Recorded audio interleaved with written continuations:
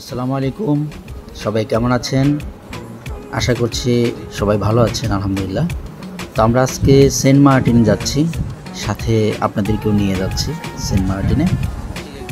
তো আমরা সকালে রওনা দিয়েছি কক্সবাজার থেকে জাহাজে করে। ওই যে দূরে দেখতে পাচ্ছেন সেন্ট মার্টিনের একটু একটু ছবি ভেসে উঠছে। হ্যাঁ, জুম করলে আরও স্পষ্ট বোঝা যাচ্ছে। তো আমরা এখন জাহাজে আছি, চারপাশে নীল জলরাশির মাঝে আছি, দেখতে থাকবেন ইনশাআল্লাহ। তো আমরা কালকে বিকেলে নেমে খুবই ক্লান্ত ছিলাম, যার কারণে কালকে আর ভিডিও করা হয়নি। তো আজকে সকালে ফজরের পরেই বের হয়েছি একটু হাঁটতে। দেখতেই পাচ্ছেন একদম শুনশান নীরবতা, কোনো কোলাহল নেই, শুধু সাগরের গর্জন। এগুলো সব হচ্ছে প্রবাল, সেই বিখ্যাত প্রবাল দ্বীপের প্রবাল। আর কক্সবাজারে যেমন খুব রাশ থাকে সবসময় লোকজন, বাট সেন্ট মার্টিনে কিন্তু রেস্ট্রিকশনের পরে আরও লোক কমে গেছে। আগেও কম ছিল, এখন অনেকই কম। দেখতে পাচ্ছেন বিচে একদমই লোক নেই, অনেক আপুরাও বের হয়েছে হাঁটার জন্য। এগুলো হচ্ছে জিও ব্যাগ, বাঁধ দিয়ে রাখছে, কৃত্রিম বাঁধ, যেন জলোচ্ছ্বাসের সময় ভেঙে না যায় এই জন্য। আর এখন কিন্তু ভাটার সময়, যার কারণে পানি কিন্তু অনেক দূরে। আর যখন জোয়ার থাকে তখন কিন্তু এই জিও ব্যাগ পর্যন্ত পানি চলে আসে। ওই যে দেখেন কত দূরে পানিগুলো। সকালের আবহাওয়া মাশাআল্লাহ অনেক সুন্দর, অনেক ভালো লাগছে, একটা স্পিরিচুয়াল একটা ব্যাপার, অনেক ভালো লাগছে। আর আমরা কিন্তু মাঝে মাঝে এই মায়ানমার থেকে বোম ব্লাস্টের শব্দ, গুলির শব্দ, এগুলো কিন্তু মাঝে মাঝে পাওয়া যাচ্ছে, কারণ এখনও ওখানে সমস্যা চলছেই, যার কারণে শব্দগুলো মাঝে মাঝেই পাওয়া যাচ্ছে। একটা নতুন একটা অভিজ্ঞতা। পিছনে ফেলে আসলাম যে প্রবাল, সেই প্রবালটা, প্রচুর প্রবাল আছে। আমরা এখন আছি হচ্ছে বিচের থেকে ডান পাশের যে যেটি থেকে ডান পাশের যে বিচ, সেই বিচে। আর এখানে কিন্তু মোটামুটি সারাদিনই সাইকেল, মোটরসাইকেল এগুলো ভাড়া পাওয়া যায় ঘন্টায়। একটা নির্দিষ্ট পরিমাণ অ্যামাউন্ট দিয়ে আপনি নিয়ে ঘুরতে পারেন। যেহেতু বিচটা অনেক বড়, মোটরসাইকেল নিয়ে ঘুরলে অনেক ভালো, অনেকটা জায়গা দেখতে পাওয়া যায়। দূরে দেখতে পাচ্ছেন এটা হচ্ছে কোস্ট গার্ডের একটা জাহাজ।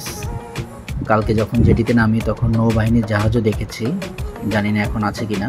যেহেতু এটা একটা বিচ্ছিন্ন দ্বীপ, সুতরাং এটার প্রোটেকশনের জন্য এখানে যথেষ্ট ব্যবস্থা আছে, সবসময় ডিপ্লয় থাকে শুনেছি। তো এখানে আসলে নারিকেল জিঞ্জিরা এখানে যারা বসবাস করে, স্থানীয় যারা, তাদের আসলে মূল ইনকাম সোর্সটা হচ্ছে পর্যটক আর হচ্ছে মৎস্য শিকার। এই যে দেখতে পাচ্ছেন এগুলো সব সিটগুলো কিন্তু ফাঁকা, একদমই ফাঁকা। আর ওই যে দূরে যেটি দেখতে পাচ্ছেন, যেটিতে এখনও জাহাজ ফেরেনি, এগুলো 10টা-11টার পরে ফিরে এবং বিকেলের দিকে আবার কক্সবাজার টেকনাফের দিকে ফিরে যায়। হ্যাঁ, দেখেন সূর্যটা কত সুন্দর লাগছে। এই যে ভাইয়ারা, ওনারা কিন্তু মোটরসাইকেল ঘন্টা হিসেবে ভাড়া করে নিয়ে চালাচ্ছে, আমরাও চালিয়েছি। আর ওই যে দূরে ওনারা কিন্তু মাছ শিকার করে ঘাড়ি করে নিয়ে যাচ্ছে। কি অপরূপ দৃশ্য, সুবহানাল্লাহ। দেখেন কক্সবাজার আর সেন্ট মার্টিনের সাগরের পানির কত পার্থক্য। এখানকার পানিটা একদম ক্রিস্টাল ক্লিয়ার, মনে হচ্ছে যেন মালদ্বীপের সেই স্বচ্ছ নীল জলরাশি। ওই যে দূরে এটা হচ্ছে নৌবাহিনীর জাহাজ, কালকেও দেখেছিলাম, ঠিক একই জায়গায় আছে। দেখেন পানিগুলো এত সুন্দর, দেখেই মন জুড়িয়ে যাচ্ছে। সবসময় বাতাস, অনেক ভালো। আমাদের সেরা দ্বীপের প্রোগ্রাম শেষ করে আমরা আজকে ফিরে যাচ্ছি। এই জাহাজে আমরা ফিরে যাব, যেনারা আসলেন তেনারা নামছেন, নামার পরে আমরা ফিরে যাব এবং জাহাজের একদম সামনে বসার চেষ্টা করব। হ্যাঁ, আলহামদুলিল্লাহ আমরা একদম সামনের জায়গাটা দখল করেছি। এটা আসলে খুবই অ্যাট্রাকশন একটা জায়গা, জাহাজের সামনে। এখানে সবাই বসতে চায়, বাট আমরা পুরো টিম আগেই উঠে জায়গা দখল করে নিয়েছি। প্লাস্টিকের চেয়ার দেওয়া থাকে, এখানে বসে। প্রচণ্ড বাতাস। আর ওই যে সামনে দেখতে পাচ্ছেন, এটা হচ্ছে কর্ণফুলী শিপ, বাংলাদেশের সবচেয়ে বড় শিপ। এটা জেটিতে ভিড়তে পারে না বড় হওয়ার কারণে। এখানে নোঙর করার পর এখান থেকে অন্য একটা জাহাজে লোকজন পরে সেন্ট মার্টিনে আসে।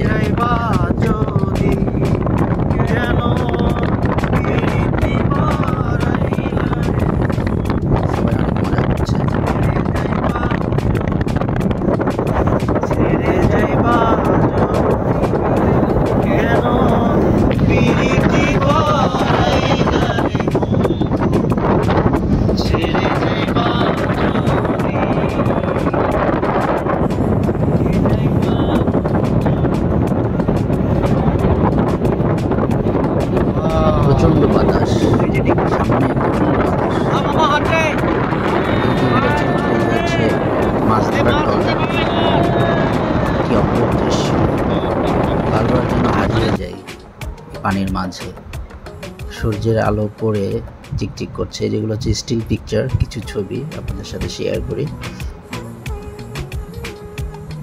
মাছ ধরছে, কালকে যখন ছেড়া দ্বীপে যাই স্পিডবোটের ছবি। আমরা মাছ শিকার করেছি, ছিপ নিয়ে গিয়েছিলাম, স্কুবা ডাইভিং করেছি।